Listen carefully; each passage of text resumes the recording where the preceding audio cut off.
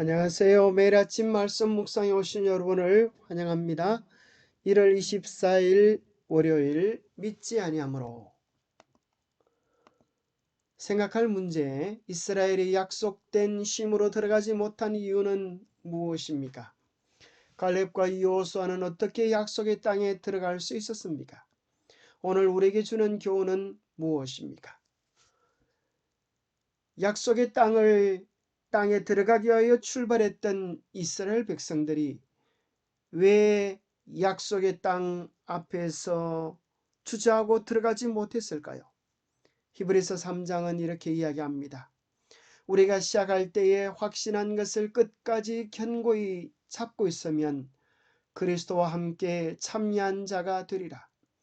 성경에 일렀으되 오늘 너희가 그의 음성을 듣거든 경노하시게 하던 것 같이 너희 마음을 완고하게 하지 말라 하였으니 듣고 경노하시게 하시던 자가 누구냐? 모세를 따라 애굽에서 나온 모든 사람이 아니냐? 또 하나님이 40년 동안 누구에게 노하셨느냐? 그들의 시체가 광야에 엎드러진 범죄한 자들에게가 아니냐? 또 하나님이 누구에게 맹세하사 그의 안식에 들어오지 못하리라 하셨느냐? 곧 순종하지 아니하는 자들에게가 아니냐? 이로 보건대 그들이 믿지 아니함으로 능히 들어가지 못한 것이라. 히브리 기자는 우리가 시작할 때 확신한 것을 끝까지 견고히 잡으면 그리스도와 함께 참여한 자가 될 것을 이야기해 주고 있습니다. 믿음으로 시작한 이 그런 믿음을 끝까지 붙잡고 있으면 우리는 넉넉히 약속의 땅에 들어가게 될 것입니다. 그들의 약속의 땅에 들어가기 위하여 해야 할 것이 무엇이었습니까? 믿고 나아가기만 하면 되었습니다. 그러나 그들에게 믿음이 없었으므로 곧 성경은 표현하기를 순종하지 아니하였으므로 안식에 들어가지 못한 결과를 거두었습니다. 슬프게 애굽에서 구원함을 받은 자들은 하나님께서 약속하신 쉼에 들어갈 수가 없었습니다. 출애굽했다고 해서 다가 아닌 것입니다. 광야 생활을 했다고 해서 다가 아닌 것입니다. 하나님의 계명을 받았다고 해서 성소를 통하여 하나님의 구원의 계획을 안다고 해서 그것이 완성된 것이 아닙니다. 약속의 땅 안에 들어가기 전까지는 안전하지 않은 것입니다. 많은 사람들이 약속의 땅 경계에서 죽음을 당했습니다.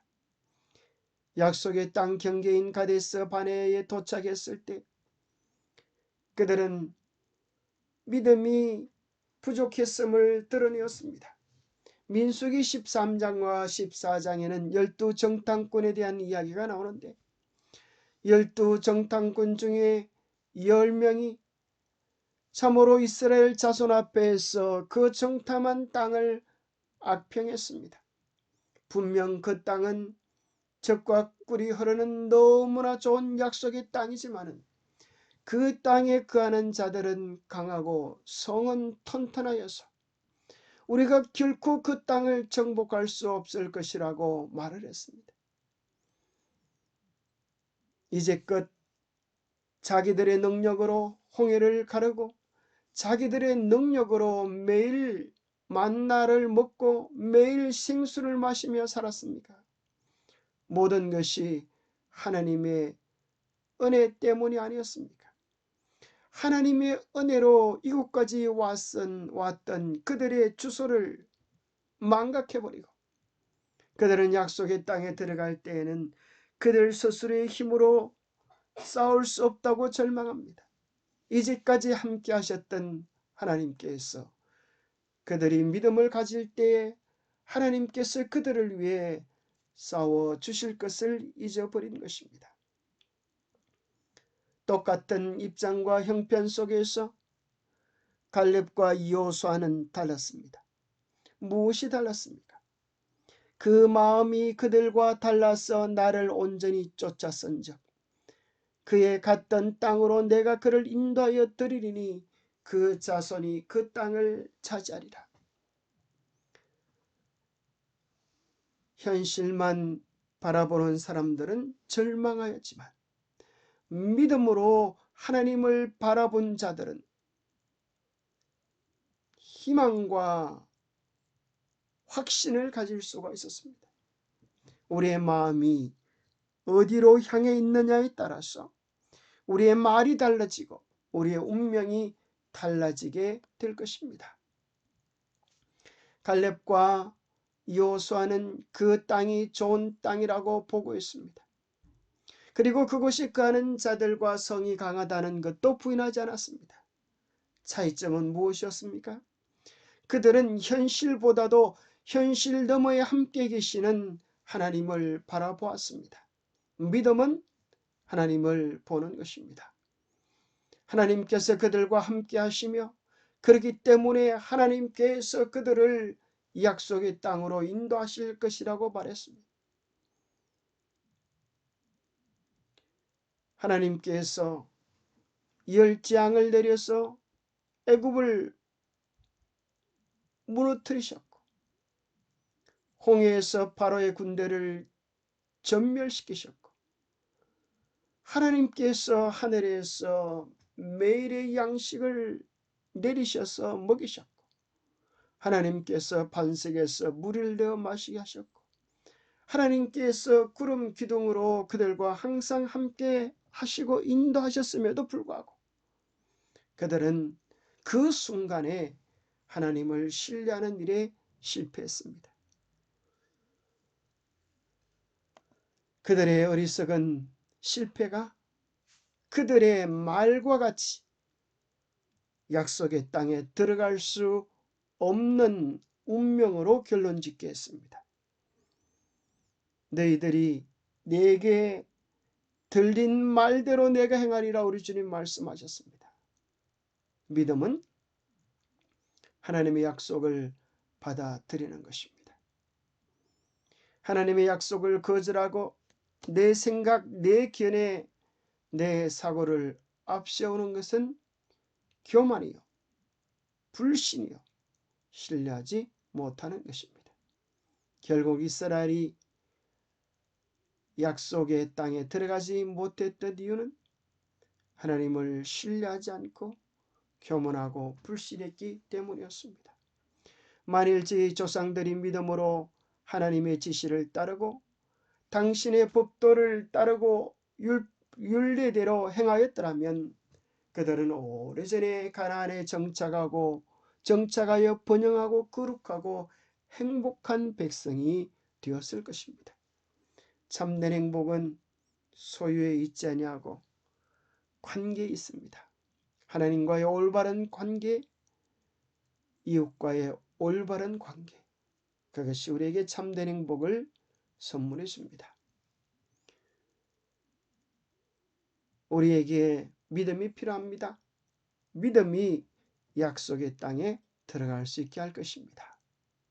성경에는 산믿음이 있다고 이야기합니다. 산믿음이란 행함이 있는 믿음, 순종이 있는 믿음을 이야기합니다. 그럼 죽은 믿음이란 무엇일까요? 영혼 없는 몸이 죽은 것 같이 행함이 없는 믿음은 죽은 것이라고 말씀합니다. 가치 있는 믿음이 있는 반면에 헛된 믿음이 있다고 이야기합니다. 가치 있는 믿음이란 행함이 있는 믿음, 순종이 있는 믿음이고 헛된 믿음이란 허탄한 사람아, 행함이 없는 믿음이 헛것인 줄 알지 못하느냐? 귀신들도 믿고 떠느니라 말씀하십니다. 마지막으로 믿음은 참 믿음이 있고 거짓 믿음이 있습니다. 참 믿음이라고 하는 것은 주님을 사랑하고 주님의 계명에 순종하는 것입니다. 주님을 사랑하노라 하고 주님의 명령인 그 계명에 순종하지 아니하면 그것은 거짓말하는 거짓된 믿음인 것입니다. 요한일서 2장 4절에 그를 아노라 하고 그의 계명을 지키지 아니하는 자는 거짓말하는 자요 진리가 그 속에 있지 아니하다고 명백하게 말씀해 주고 계십니다. 우리는 어떤 믿음을 가지고 있습니까? 기도하겠습니다. 하나님 아버지, 주님의 도우심 때문에 출애굽을 했고 주님의 함께하심 때문에 이제껏 먹고 살아온 백성들이 정작 약속의 땅 가나안 입구에서 하나님이 함께하시고 하나님이 들어가게 해주실 것을 믿지 못함으로 그들의 교만과 불신을 드러내었습니다. 하나님, 우리로 하여금 그러한 어리석은 이스라엘 백성의 경험에 처하지 않도록 우리를 매 순간 도와주시옵소서. 말씀에 대한 믿음으로 시작한 우리의 신앙 끝까지 변찮는 주님의 약속을 견고하게 신뢰하도록 도와주시옵소서. 우리의 매 순간 삶을 인도하신 하나님의 은혜에 감사하며 힘들고 어려운 순간에도 끝까지 하나님을 신뢰하며 하나님과 올바른 관계를 유지하며 전진할 수 있도록 도와주시옵소서. 하나님, 오늘 우리로 하여금 이 시대를 바로 분별하며 깨어서 산신앙, 가치 있는 신앙, 주님께서 인정하시는 신앙의 걸음을 갈 수 있도록 축복해 주시옵기를 우리 주 예수 그리스도 이름 모자하여 간절히 간구하옵나이다. 감사합니다. 오늘도 주님과 함께 매일매일 아름다운 동행 속에 있는 우리 모두의 삶이 되시기를 축복합니다. 감사합니다.